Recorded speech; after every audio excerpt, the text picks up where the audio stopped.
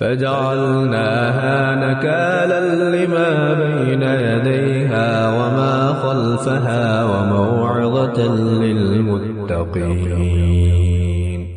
پھر ہم نے اس واقعے کو اس زمانے کے اور اس کے بعد کے لوگوں کے لیے عبرت اور ڈرنے والوں کے لیے نصیحت کا سامان بنا دیا۔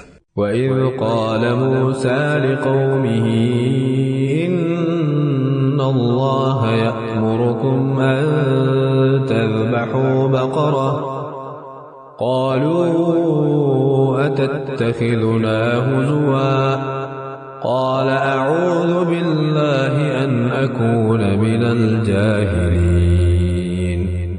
اور وہ وقت یاد کرو جب موسیٰ نے اپنی قوم سے کہا تھا کہ اللہ تمہیں حکم دیتا ہے کہ تم ایک گائے ذبح کرو۔ وہ کہنے لگے کیا آپ ہمارا مذاق بناتے ہیں؟ موسیٰ نے کہا میں اس بات سے اللہ کی پناہ مانگتا ہوں کہ میں ایسے نادانوں میں شامل ہوں جو مذاق میں جھوٹ بولیں۔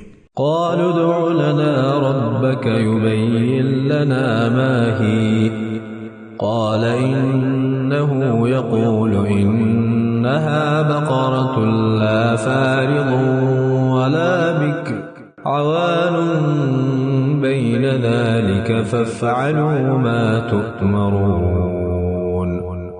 انہوں نے کہا کہ آپ اپنے رب سے درخواست کیجئے کہ ہمیں صاف صاف بتائے کہ وہ گائے کیسی ہو۔ اس نے کہا اللہ فرماتا ہے کہ وہ ایسی گائے ہو کہ نہ بہت بوڑھی ہو نہ بالکل بچی، بلکہ ان دونوں کے بیچ بیچ میں ہو۔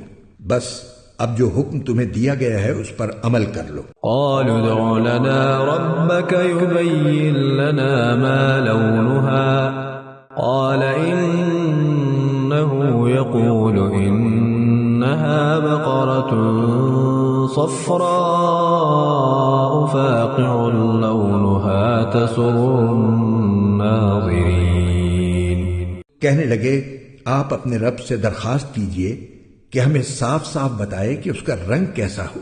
موسیٰ نے کہا اللہ فرماتا ہے کہ وہ ایسے تیز زرد رنگ کی گائے ہو جو دیکھنے والوں کا دل خوش کر دے۔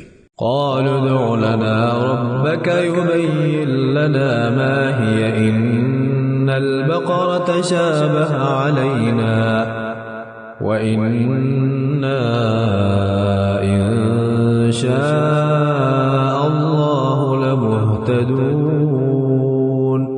انہوں نے پھر کہا کہ آپ اپنے رب سے درخواست کیجئے کہ ہمیں صاف صاف بتائے کہ وہ گائے کیسی ہو۔